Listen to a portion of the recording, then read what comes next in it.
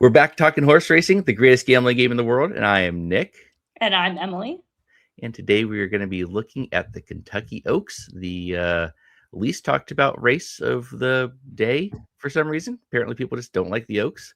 Sexism, let's say. It's definitely that, but it is also I think this is just it's a tougher race. I mean, obviously, like the Derby just gets so much attention because it's the Derby that the Oaks always just kind of plays second fiddle. But I think especially this year, it's just like it is just a tough race, and there's not a horse that jumps out, and there's not a horse that you can really, at least from my opinion, like toss with any type of like conviction. It's Yeah. not, when we kind of go through races, we look at a favorite and it's like, are they fast enough? Are they in form? And it's like all of this checks the boxes for most of the field. And even in terms of, I think what we're going to focus on mostly is pace, try to see if we can find some advantages on that level. I don't, again, it's like maybe the run style suits this horse, but do you want to take a short price? These are the trade offs in a wide open race. So, yeah, I think that probably comes down to it. So we'll see. We'll dive in. I had a hard time with this race. I still have a hard time. Maybe I'll have some clarity at the end. Hopefully, sometimes talking it through with somebody else is the key. So, Yeah. Well, yeah, hopefully. where do you want to start with this Let's start. race? Let's start with the favorite as we always do. So, I'm going to be honest. I was shocked that Zany became the favorite or was the morning line favorite, but apparently I'm the only one because everybody else apparently is not surprised by Zany being the favorite. Um, I don't I know. think it's a little bit. I think in terms of favor, we talked about this when we were live during the draw, and I think this is one of those where I think it's fitting as the morning line favorite because she's been a very short price in every single one of her starts, and has the name recognition, has had a lot of buzz right from the jump, and has done little wrong. I mean, there's definitely holes to poke, but it just kind of feels like it's the favorite by default, and it's sort of the safe horse to make a favorite. Right. Um, but yeah, I think it's definitely trying to expose whether this is the legitimate horse to beat, which is different than just having, setting the morning line favorite. Right. So, I mean, she ran last out at the Ashland and ran second to Percy's Bar, who was in this race, who we will also talk about here in a moment. But Zany's 4-1, Percy's Bar is 11 or 6-1, the 11 horse. Um, I I think Zany's fine, but she's definitely not one that I'm like, oh, what I really need to do is bet Zany in any reason. I think the longer stretch will help. She should get a better setup with what projects to be a fairly quick pace, but I don't know. She's gonna have to still get a trip and still like maybe she's the one that wants the distance, and that's the thing that's gonna make her win this race. But to me, she fits, she makes complete sense, but there's no reason why I think she should be a bet at a shorter price than three others or four others in this field. Yeah, she has her quirks, and that's always something to consider. Losing the line and the Suncoast Stakes, even last out in the Ashland, took contact at the break and then made a late lead change, and those types of things. That's Yep. like you're always just kind of like waiting on her to do that thing, and doesn't always look as convincing to do it until it's done. Yeah. And that's a little nerve wracking. Now we look at pace. She's in the bullseye. Like Yep. we, the optics users are like, yep, that's the bullseye spot, which should signal a good trip. There's pace in front of her. Looks like there should be, four horses that are there, saving ground, looking to get first run. I don't think she loses because of trip. Hmm. And that's why I have a hard time. It's like this is one of those horses where I'm not betting her, right? I'm not making a win bet on Zany in this Yep. race at 4-1, at 5-1, anything that's like in that range. And if she's any higher, then I'm definitely not making a win bet because someone Yeah. knows something I don't. And but am I gonna like use her playing multis or like something like Yep. that? Like probably. I'm Yeah. with longer prices, right? If Yep. I'm favorite to favorite, no, but like yeah, so that's pretty much my knock is on Zany is just don't fully trust at a short price. Right, and the thing is, TLDR. yeah, I mean, the thing is that she's kind of priced correctly, like you said, because like, if she goes up to 6 to 1, we're all gonna say, "Why is she going up?" Right? Like, what do the CAWs know that we don't know? And it makes you feel less good, and then when she floats down to or goes down to 2 to 1, you're like, "Definitely not playing her in this field because she's 2 to 1, and I need a better price than that." So, um, yeah, I don't really like her, so I'm gonna have her in some sort of, like, What my I uh, what don't you like? I don't like the regression that she showed as a like, one in the Ashland, and I just didn't like the Suncoast race all that much. I thought she just wasn't, like, all that impressive to be this, right? Like, there's other horses in this race that I think are kind of the same thing as her or close enough to what she is that I don't think that, like, I need her to be the horse that I want here, right? Like, there's no knock other than I think there's ones that are just as good. So it's more of a price thing than a, dislike of her, I suppose. Yeah, so when you that's why I wanted to dig in deeper, right? Yeah. Because it's like if there is that big something, like it's not gonna take much to push me off of her, I'll tell you Yeah. that much. Like, Yeah. someone comes up with just this one thing, like, this race, this, that, I'm gonna be like, "Cool, I get it, done, gone, not using," you know? Yep. Um, like, so yeah, for price, I think that that makes sense, but yeah, maybe we wanna lean into that regression standpoint a little bit Yeah. more. I feel like if you can dig on that and make it a strong case, then I mean, saving money in multis and having confidence against a favorite is key. Yep. Now, should we not necessarily move on to the second choice, but should we stay on Percy's bar? Yep. I think that she makes the most sense to move to because she just beat Zany in the Ashland. Uh, the same basic idea of, like, I get it. I like her. I think second off the layoff, is probably a good spot for her. I don't normally love that as an angle. However, coming back and winning the way she did it in the Ashland was good. We won't mention too many of the keywords that we got in the optics, but, let's She just had say a this. perfect trip. Yeah, Yeah. she had a perfect I mean, really, I mean, that's as perfect of a trip as you can get, right? And she won't be getting that in the Oaks, and so I don't have, again, not a knock on her, and I think with the price you're gonna be getting that I think you may be okay with her, just not one that I think, "You know what I need to do is play her back." I think you saw the wedding, and this may not be the funeral, but it's probably not the one that you wanna go and celebrate too much with, at least the way that I was looking at it. Yeah, again, she's just not one I have any real strong knocks on because she's run fast enough. She's held her own in graded stakes company. She's had to overcome adversity, and I can knock winning with a perfect trip. But with that said, especially at a short price, but in this case, as you're mentioning, she is second off the layoff. Yep. And when you are coming in second off a layoff, having a perfect trip sometimes is good because it doesn't take that much out of you Right. when you're able to just save ground and win. It's like it's not taxing. You're not having to do extra work. You're not having to put up a fight or get stressed out. You get confidence. So that can be forward. And as you mentioned, some regression in terms of Zany, who has also had like those recent layoff lines. So she's kind of technically second off right now. So maybe this would be the time and place that she does take a step forward, like she did into the Demoiselle in that second start. It's kind of the only time she's ever run that pattern. But that you could really say the same thing progression wise pattern for Percy's bar as well, because she kind of raced herself into shape. But and improved with racing and with timing. Yeah. Yeah, I mean, she's also good, right? Like, that's the beauty of this She's good. race, is, like, this race has a lot of good horses, and so you aren't gonna run into a, "Oh, we I have to play this one favorite, and, like, the favorite's so obvious."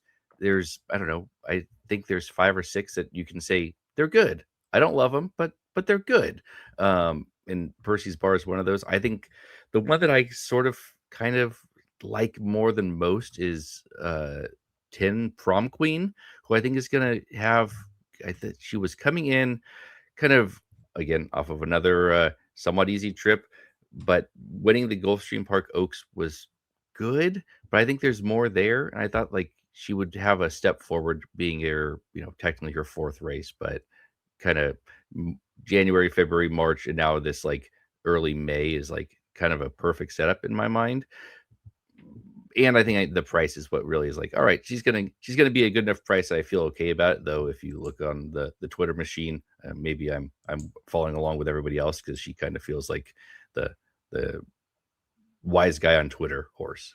Yeah, I wouldn't like watch her races. I just, with this field and there being so many, I tried to just like watch and do like an eye test, who Yeah. kind of like just looks whose vibes am I catching, right?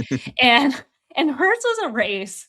This happens to me a lot because I watch a lot of races and then I just kind of like I don't really like zone out, but I like zone out. And I was like zoning out during that race and I just kept having to like rewind it and like watch it again. And then I'm like zoning out and I'm like, fuck. And then I like rewind, like back and forth. And so I'm like, is that necessarily like a good thing? Maybe I not. That I I'm don't know. just like, I'm just getting so bored and distracted watching these two horses in this race, like over and over again, to where I was just like, I don't know. Like this, I'm probably gonna go somewhere else. That is probably It didn't makes catch my sense. eye. Yeah. I mean, maybe you just watch too many races because for a minute 44, like you can't focus for that long. Like maybe it's time to go take the dog for a walk or something. Yeah. Get outside for a minute. I Yeah. completely understand though. She's definitely not like, oh man, that's the horse that's really gonna be the thing. But it feels like maybe this is the time and place. And I think with the outside post, more outside post, maybe gives her a halfway decent setup. The other one, I don't think we need to talk about all of them, though all of them are potentially worth talking about. Is there any that you particularly liked? Yeah, so the 3 that I ultimately kind of landed on, and I'll start with the 9, Always a Runner, to where I think in the Derby, it's probably a knock having the 2 starts, with the same connections or similar connections, same Hmm. trainer. In this case, you know, winning at Tampa first out around 2 turns, we've talked about that being a positive angle for Chad Brown. It's like it's almost perfect, with these type of runners. But in that race, not super strong, but just did it in a, an I'm the best type way. And then Yep. coming back in the Gazelle, I thought that was an extremely good race. She had to show a lot of ability to get that win, a good kick, and just kind of improving. This is less taxing, not only just 9 furlongs, but a few less horses, different things like that. I am maybe a little bit concerned that she does get bet down to some extent. Hmm.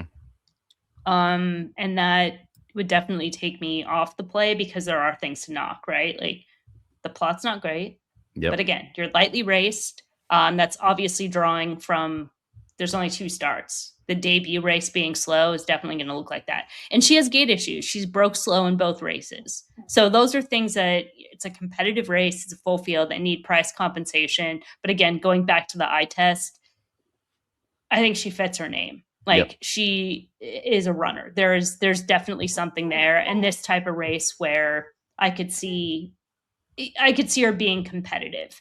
Not willing to like, single and move on, but kind of moved to the top. And in terms of Explora, I think that she makes sense. And I feel like I kind of fall into these traps where I'm always just trying to beat the Bob Baffert horse that looks flashy, which she just does. Yep. But there is really things to like, and even almost like un-Bob Baffert like that she has 7 starts. That Right. she started in August, raced in September, raced in October twice. They were going to run in the Goldenrod in November. You can see that scratch there on the grid. I don't know if we'll show it on the graphic, but take my word for it, or you can look it up. So it's like they're going to run in the end of November, or at least run at Churchill Downs, and that shows some intent coming off a solid second place finish in the Grade One Breeders Juvenile Fillies, Breeders' Cup Juvenile Fillies. Probably just needed a little bit more time. Then they reset. They come back. Similar pattern, like sprint to route, shown Yep. progression race to race. And then, coming into this race, given that 2-month break, which I don't necessarily mind in this case, especially the fact that she broke her maiden on debut, solid number. She Yep. came back off the layoff to start the year in January. Solid number. Now, both of those are sprints. I have to be fair and Yep. realistic that that's the case. But speed figure wise, at least she's shown having that little bit of freshening, she can come out and run. And trip wise, she should get a good trip from the inside. Hmm. She has tactile speed. She's not a need the lead type. She's been up close to fast paces. She's been sitting off average paces. Like she has run style versatility and Yep. she has class. And like in this type of race, this just seems like a horse that would be silly to not use. Yeah. I'm afraid that the price is gonna be coming down because it's a Baffert. With that said, I have a dumb idea that if I don't know, it feels like Baffert has 30 of them in these 2 days, and if Baffert is winning by this race, then I'm gonna toss all the Bafferts because that's how my dumb brain works, is like, "Baffert can't win on the road anymore," which, horse by horse is a thing, but also he hasn't been great when he travels, though. We'll look up that stat, and if I'm wrong, I'll put up a big flashing light like what an idiot Nick is. But it does feel like he hasn't been as good taking his show on the road outside of Southern California. I don't think that means anything other than he's just facing better horses. I really like this horse. Like, this was the one that when I see the plot, it's just like, man, she should win. And Yeah. Yeah. inside, perfect trip. Get Flavian Pratt. Like, what more do I need in my life than like a big square in the top left in the quadrant one with Pratt and Baffert? Like, I'll take it all day. Yeah, and it's so crazy in this race where it's like it's so competitive and there's so many things going on, and then you're like have a horse that you're like, this one seems to check all the boxes, and you're still Right? like, I don't know. Yeah. I don't know. What if this and Yeah. this and that. But Yeah. I do want to bring up something that you said because I think there's two things that are like extremely nuanced and key is like one, watching the trend of Baffert. Is the barn sending in live runners? Are they holding form? Are they running off the screen? Or are they getting bet and just like complete no shows? Yep. Or, making and that's something that is a trend that you can monitor in the short term. And it's extremely impactful information. And it's different than the overall stat because the stat it's a big grouping of numbers. It's different than like that day to day. It can go in cycles and it can impact that sample from time to time. You know, Yep. this first part of the year, you're going to see horses that are shipping that are 3-year-old runners. Later in the year, you start seeing older horses. That's two different ball games, two different styles of things, right? They Yep. all get kind of mashed together. So I think both are important, but having that timing of is this barn sending out live or are they not is definitely something that you can use to your advantage to upgrade downgrade, and it's definitely something that as Churchill starts, the thing that I'm looking at, who are these live barns? Who are the barns that are ready to go at Churchill? We had it at Keeneland. There's certain barns that are ready to go at Keeneland. Everything fires, everything Yep. runs big. They run off the screen. Well, once they go up, they can also come down. So you need to pay attention to those things, right? And not Yep. betting off a past trend and missing a current one and staying ahead of that trend because once it shows up as a stat, then everyone sees it and then it Yep. hurts your number because, if it's Yep. on the paper, it's in the price. So or whatever the saying is there. But yeah, back to Explora, definitely like has to be an A. Yeah, it's an A, and my big concern really is that she goes 2 to 1, which I don't think is going to be Oh that yeah, low. But I think, that's but crazy. going, low, dropping too low in price, I think 3 to 1 may be kind of my like, all right, that's the best I'm going to do on her. And maybe it's just a pass in that regard. I'm not Yeah. passing the Oaks as much as I can. Like, yeah, you pass races when you don't have value. It's like, yeah, you do, but I'm not because it's the Oaks and it's the last race and it's 8 hours of my day to get to this race. So I'm gonna be firing something, probably on her. I liked the 10. I liked her. Was there anybody you said 3 runners? So I'm gonna give Yeah, you there's your 3. So the one other more. one the other one is Meaning, so I'm, like, Ooh, West Coast bias here, but, yeah. so with Meaning, kind of looking at the plot, you're kind of like, "That's not great." No. Um, but the thing that is interesting, and I remember this from the 2 Phil's year, it was definitely like a smaller circle in quadrant 2, but it wasn't like that like really sexy plot. And then you're like, oh, that's weird. He's like the one horse over the par line. Obviously, that's not the case here. You have the Right. 1, the 11, and the 14, um, who are above the par line as well. But meaning is, so that just kind of makes me go like, is there something there? And then going back to the debut at Los Alamitos, dominant, B plus, first out, projected to improve with the stretch out and distance. They went right to the Wolves, which shows some confidence, right? You go to the Yep. Breeders' Cup Juvenile Fillies, it's grade 1 event, and bad trip. It's like a paragraph when I look at the optics note for it. Expecting a rider change, definitely gets that. You know, had trouble at the start, the trip, the way the track profile was playing. Everything about that was like not the way that she was had her best chance to run. Came back to start off the year, um, in the Las Virgenes. It's a listed stake, but get some confidence. Broke slow every bit. Looks like a router. It's a 4-horse field. Those are tricky. Yep. It comes down to tactics. You might not always get the fastest speed figure. Sometimes you get the fastest speed figure you've ever seen. So, you know, her race is fine to me, given the fact that she's first off a layoff, first start in the 3-year-old campaign. Obviously, the big target is not a $100,000 overnight stakes. Then they come back in the San Anita Oaks, wins, has a perfect trip.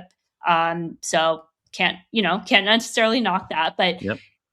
again, has that little bit of move forward, really hasn't run a bad race, is coming out of race shapes that have been very fast early, very fast late, which is why you're seeing part of that circle. And obviously, the having 4 starts, 1 race that even 2 races that from the juvenile campaign are going to kind of impact the pot position because it's just based on data. So yeah, I like her. I mean, again, it's Yep. just another one where it's like there's not a lot of meat on the bone price wise, but I can't not use her. I see the case. I Yep. can see it there. And in terms of getting a trip, is in good hands, has Yep. tactical speed, at least is above that par line. So she's going to be moving to the second call. The other one I kind of talked about when we did the draw, who's just kind of more of like insanity insurance, is Search Party, just kind of chasing her at Oaklawn, not quite getting the trips, not running bad races. Um, has a win at Churchill Downs around, or not a win, but has the foundation at Churchill Downs around 2 turns, subtle trips in both, coming out of a race shape that really didn't suit her in the last couple starts, would use as well. So, Yep. yeah. Yep. Those were the 2 that I was gonna like, was Search Party and Counting Stars. I think I kind of tied them hand in hand because they seem to just race against each other over and over again at Oaklawn, and I think both are good enough. And in a race like this, it may set up for them to kind of get that trip. If you look at the plot, like they're both looking like they should be closers. And when I see a bigger square than a smaller square, I'm like, well, I kind of like that one more just on the visual. And in Counting Stars 1, I don't like. I much prefer 30-1 on Search Party than I do 8-1 on Counting Stars, but I kind of feel like they're both going to be coming. Counting Stars floats up some, Search Party comes down a little bit. I'll use both pretty much like in even I, amounts. I've seen a lot of attention on Counting Stars, and she's probably the Mm, one I like the least. And like, let me explain why, and you can tell me why I'm wrong on that. Well, first of all, as you point out, looking at the plot, she's in quadrant 4. And I've been watching her at Oaklawn Park, and she's not a closer. I don't look at Counting Stars races and be right. like, yeah, she sits way off the pace and then makes 1 run. No, Yeah. that's not her run style. She did in the Honeybee, but only because she had trouble at the start, right? Yeah. So, but that's not normal. She's like tracking and then makes that run. So the fact that she's in quadrant 4, like, I don't love that. Yeah. I A don't big I negative like for a horse that runs in her actual style. Yeah. And then when you look at where her and I'm not saying the plot is wrong. I think it's probably right, but it does take some interpretation.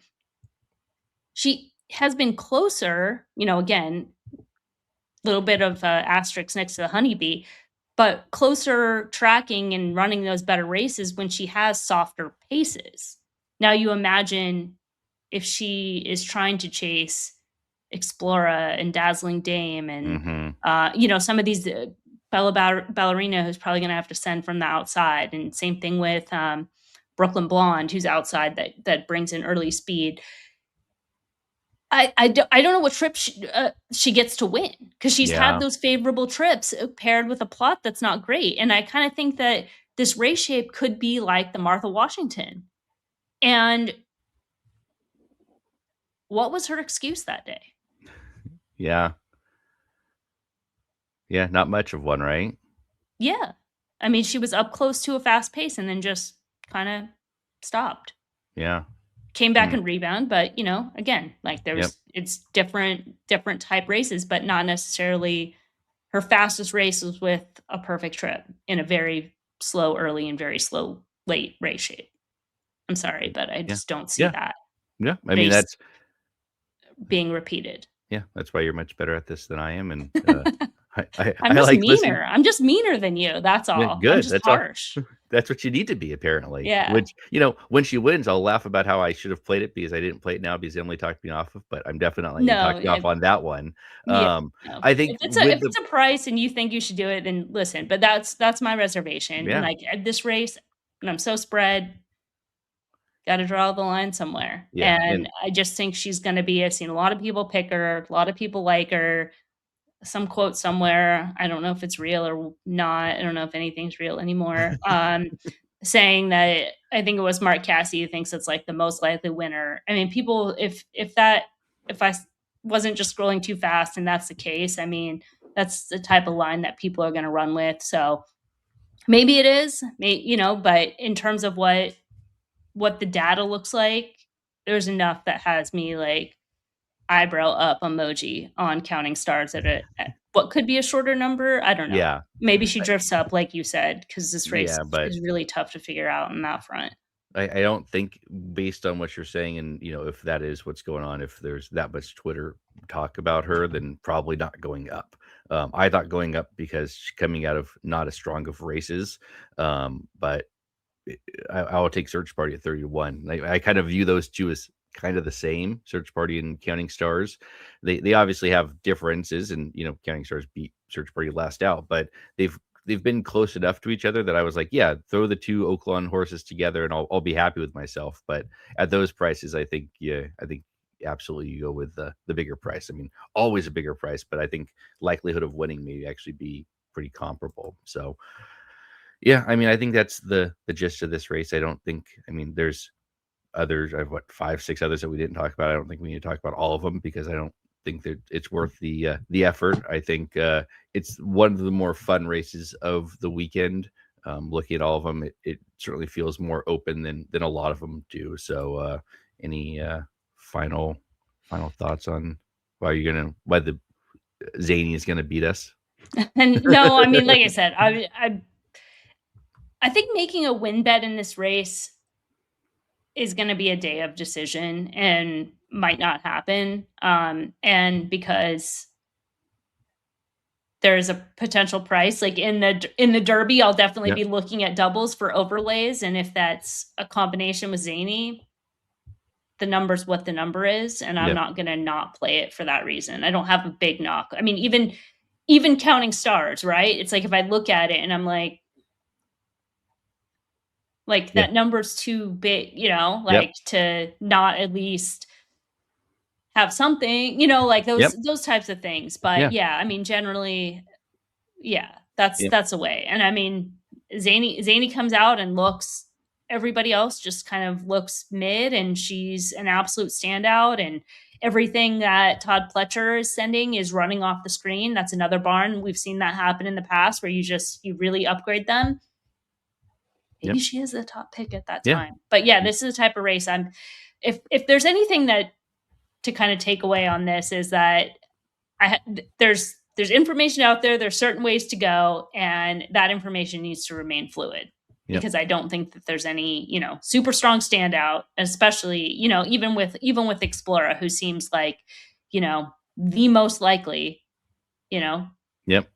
Yeah, There's still that room that I want some backups. yeah. My big thought on this race entirely is that I'm gonna use it as coverage in the Derby. So I'm gonna have more here and kind of not all obviously, but like a lot of them into the Derby so that I have some of that sanity insurance for the Derby. So when I don't have I don't know, Chief Wallaby on a ticket or whoever the horse in the Derby that I, want the coverage on, that when he beats me, at least I'll have something here. So Mm, that's sort of how I was looking at this. I'm unsure if I'm playing in that Oaks tournament. I want to, but we'll see. Only so much money to go around.